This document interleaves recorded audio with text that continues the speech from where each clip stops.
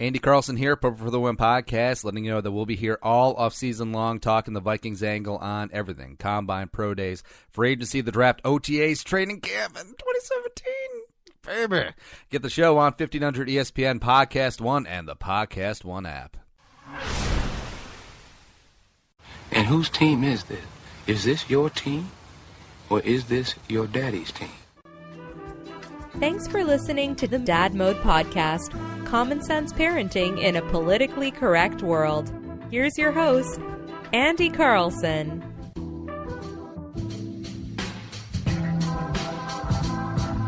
Welcome back to the Dad Mode Podcast, common sense parenting, a politically correct world.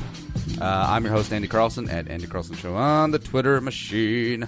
I'm a father. I have no idea what I'm doing, but you and either they're chiefy, so let's try and learn something together today. Website is dadmodepod.com. If you want to tweet us, we're at dadmodepod, or just use the hashtag dadmode. And also, if you want to support the show, easiest way to do it, dadmodepod.com/Amazon. Take you right to the homepage, bookmark it. You know what to do there. We'll get a couple nickels in our pocket, and we'll keep on rolling on. The happy week after Memorial Day weekend, everyone. I hope you had a fun, safe weekend, and took some time out to remember why we have Memorial Day. And it really lends itself, remembering those who paid the ultimate price, defending our country, land of the free, because of the brave. It's a really important holiday. And it's something that's been lost in the American ethos, but this is a whole argument for another day. But it also lends itself, with the extra day off, federal holiday, everything's closed, to go around and take care of some of your ancestors' graves. Like your family members that have passed on, whether they're the veteran, whether they gave their life in combat or not. And that's what we've done. That's what we did this year. This goes back to what we did as a kid too, because my grandpa. This is a grandpa episode. My grandpa and grandma and parents, we would go on Memorial Day. We would, before the cookout and all the good stuff. Usually on the Sunday, like after church, we go around to all the grave sites, right? So it'd be Rushford Lutheran Cemetery, be a Highland Prairie Cemetery, and then there would be a third one. I forget exactly which one it was, but there was a third cemetery that we'd visit as well. And because I remember it would be like really, really old, like passed on, like gravestones from the early 1900s, like cats that were born in the late 1800s, stuff like that. And I remember as a kid that it was, it's kind of, the weather was good, and you get out in the cemetery, and it was fun because Highland Prairie Church, they have a miniature church, a miniature chapel, right? It's literally a scaled church built for kids. And so I would always go in there, pretend to do services and do mass, even though we weren't Catholic, we were Lutheran, but whatever. And just going around and planting new flowers and, churning up some of the old dirt that was in the urns and replacing that, and watering and weeding and scrubbing headstones, everything like that. It's a good duty. It's something, it's a good practice to instill into kids. And we're doing that now with Mugsy. We didn't travel last year since she was just about one. I can't remember why we didn't. But anyways, we traveled back to Rushford this year, and Mugsy was along, and she's 2, and she's got her words, and she's speaking. And I just realized this is actually the first time that she met her grandpa, or her grandpa Bruce Carlson, because my dad talked on here a bunch. My dad died a number of years ago, and this is the first time that she'd actually visited the headstone. And the headstone's out at Rushford Lutheran, and it's this black, not quite onyx, but it's like a black granite headstone. It's beautiful. It's got etchings of deer and wildlife. So my dad was a big appreciator of. Wasn't a hunter, but definitely appreciated nature and wildlife, and it was just really sweet. It's like, how kids are curious and they go around touching things, having fun. Kids don't know how to act in the cemetery, and we had to admonish her a couple times for actually walking on the headstones, acting like they were, things at the park to walk across. But I don't know, it's like there was just a weird moment where she knelt down and she ran her fingers across the letters, and then she was like, B-R-U-C-E. So it's like she knew.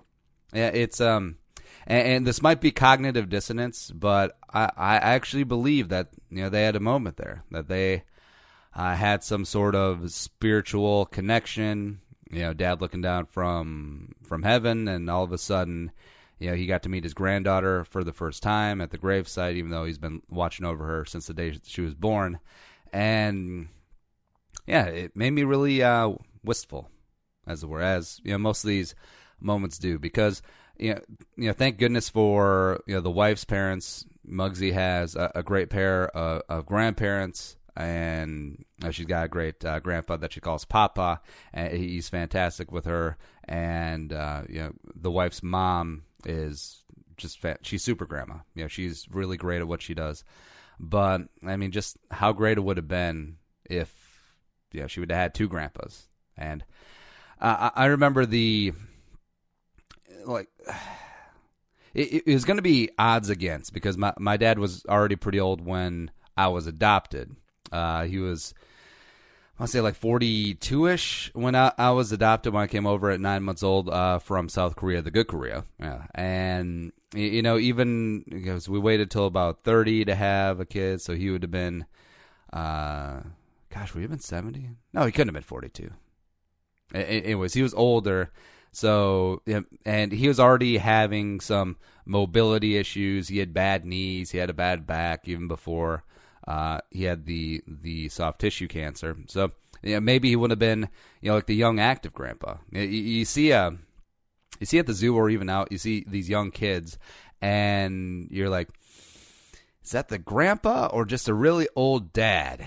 Because I think people, especially socioeconomically smart people, are waiting into their 30s, into even their 40s to have kids, because they want to be financially set. Because I can't even imagine what it would have been like to have a kid at 22, and not like your career and your professional life barely getting off the ground, or even like the kids who have babies as teenagers. They don't even finish high school. They grab whatever job they can get, and they're locked into that for the rest of their lives. And I mean, maybe they bust their ass. Maybe they work their way up to middle management at the tire shop or at a fast food place. But it's not gonna.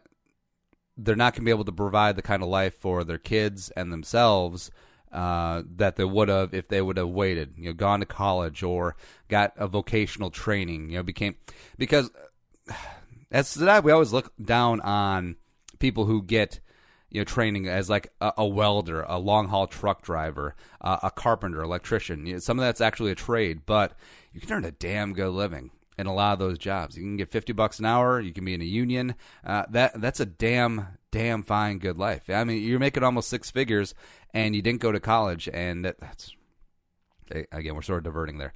Anyways, so I couldn't even imagine having a kid that young. So maybe he wouldn't have been like the active grandpa playing catch in the yard with Mugsy, but he would have been a great grandpa, and he would have imparted a lot of wisdom. He imparted a lot of wisdom on me, and I just think about my grandpa and everything that I learned from work ethic, to being handy, to working with electricity, to being accountable and responsible. And just that wisdom would have been great from two grandparents, even though I was essentially raised with one grandparent as well. So it was just a kind of a unique moment.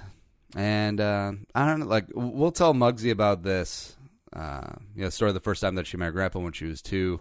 And we'll take her out there in subsequent years as well. And I just hope to pass this down to her, because that's what we did. We went out to the gravestones, and we cleaned up a little bit. We laid some flowers, and we had a moment. Oh, she got to meet her great grandpa and grandma as well, as they're buried probably about 50 feet from where my dad is. And also speaking of like responsibility and foresight, my grandpa and grandma, they bought their burial plot and their headstone like 5 years in advance before my grandpa died.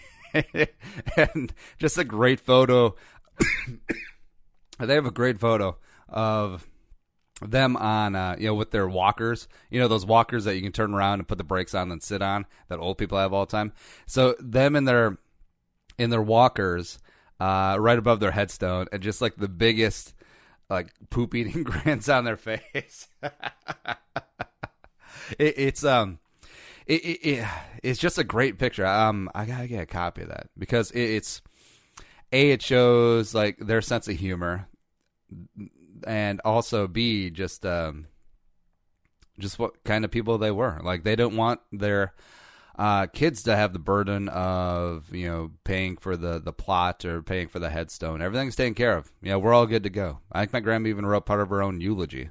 Yeah, it's just impressive, and it's important to teach kids about their history. Like I like finding out about how my great grandpa had a tanning shop. Now, by tanning shop, I don't mean like the stupid UV cancer rays, those light beds that the little teeny bopper girls try to do before they go to Cozumel on Daddy's dime. Yeah, not that sort of tanning. Leather tanning. Back when leather tanning was an actual trade profession. I mean, that's amazing. And how great grandpa came over from Norway. You don't hear too much about like the Norwegian immigrants or the Scandinavian immigrants, except that was really big. I mean, how do you think Minnesota is like mostly Norwegian and Swedes and Finns? And oh yeah, you betcha, they all came over in droves at some point in the late 1800s and settled here because the land of 10,000 lakes really reminded them of their homeland and similar climate, and it's just really cool. Even though I'm not a blood relative, I'm adopted, but this is my family, and learning all of these various things, or like how Grandpa had a second sister who passed away when she was really young, and then we saw that headstone. Like there's nothing. Cemeteries interest me in that you see the older sections, the older sections of the cemetery where some of the older stones aren't kept up, and you see like the 1835 to 1836, and you're like, oh, that's kind of sad. I wonder what happened.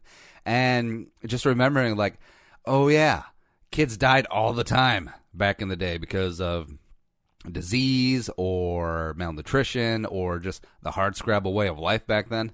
Yeah, it's crazy. But hey, let's not vaccine our kids against measles. Yeah, let's not do that. Stupid Jay Cutler.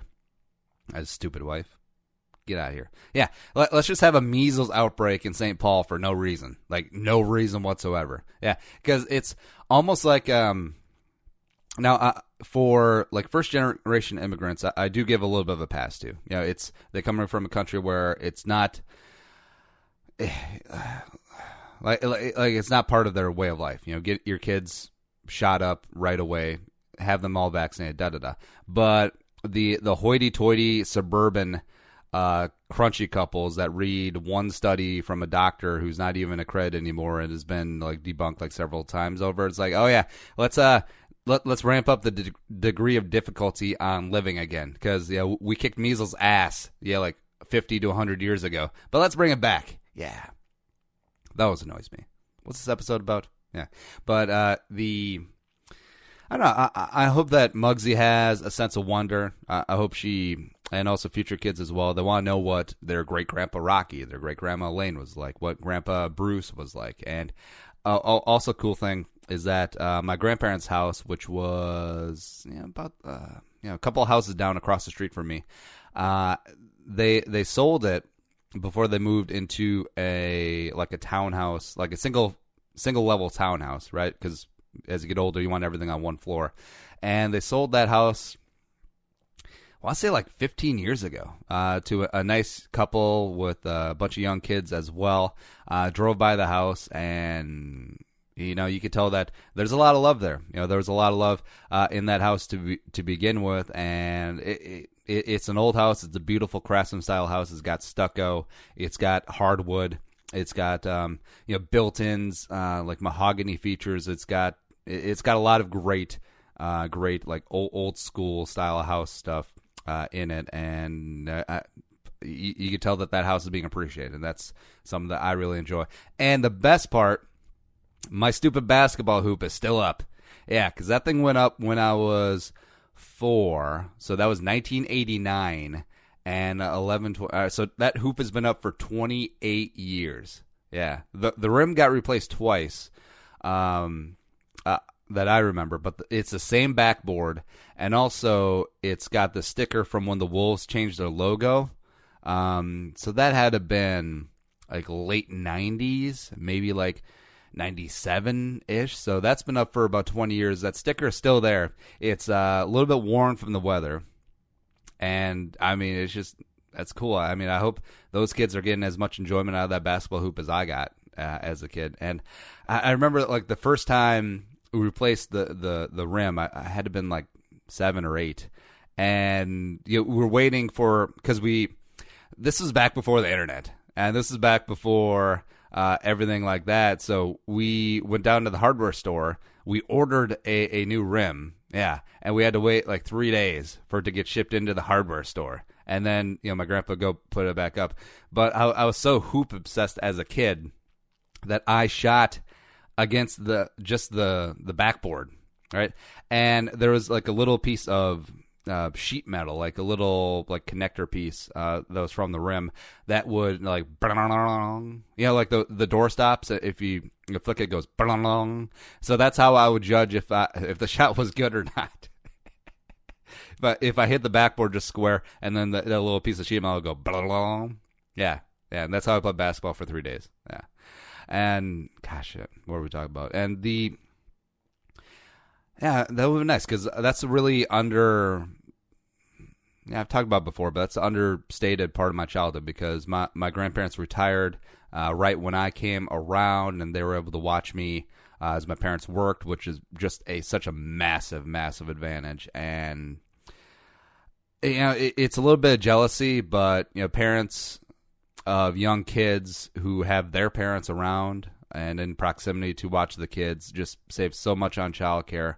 And, I mean, don't take that for granted. I mean, definitely don't take that for granted. Like, I've a bunch of my friends that got young kids, and they got 2 or 3 kids, and the amount that they pay for the nanny, like, some of them have an in-house nanny. They're not killing it in the financial department, but it makes sense for them professionally. And it's like, damn, my goodness, you could have a yacht by now.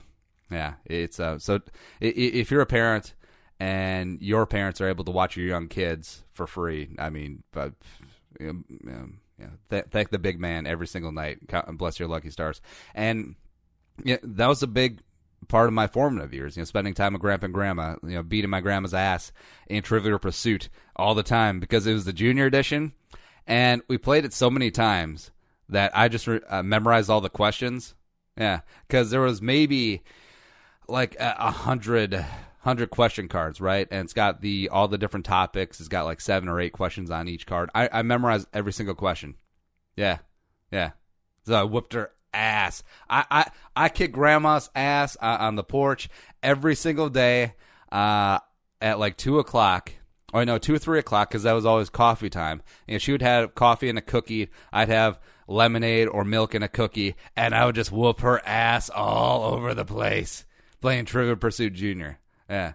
And then I'd help Grandpa like fix some drywall or do some handyman project around the house. And I just wish Mugsy had that, because her the wife's parents are a couple years away from retirement, and who knows, maybe by then we'll have upgraded the Carlson Casa 2.0. We'll have a mother and father-in-law suite, which would be great, and Mugsy and future kids can have the grandparents around a little bit more. And yeah, it's just beyond my selfishness of, hey, how about some free babysitting? The life experiences that the grandparents being around the grandkids, and the grandkids having grandparents around. It's something that kind of miss out. Yeah, and they say you don't become a real man until your father dies. Yeah, I don't think I was ready at the time, but still working things out. Wish he was here for Mugsy, and that's what we're gonna leave with. Tell a friend, spread the word about Dad Mode Podcast. It's we're coming at you every week. I know sometimes that we have to miss a week where we broadcast some of the episodes, but fortunately, a lot of the content is evergreen, and so just keep tuning in there, iTunes, Stitcher, and especially iHeart. Hey, we got our own channel on iHeartRadio. I think that's one of the easiest ways to get at the show. Follow us on Twitter at DadModePod. Ooh, here we go. Follow me on Twitter, Instagram, and Snapchat, all at Andy Carlson Show. Yeah, hashtag very on brand. And the website is dadmodepod.com. But until next time, be a man, be a father, and go Dad Mode. And I love ya. Think the episode you just heard is worth $1? Well, send it our way. Visit dadmodepod.com/support to find out how. Be a man, be a father. Go Dad Mode.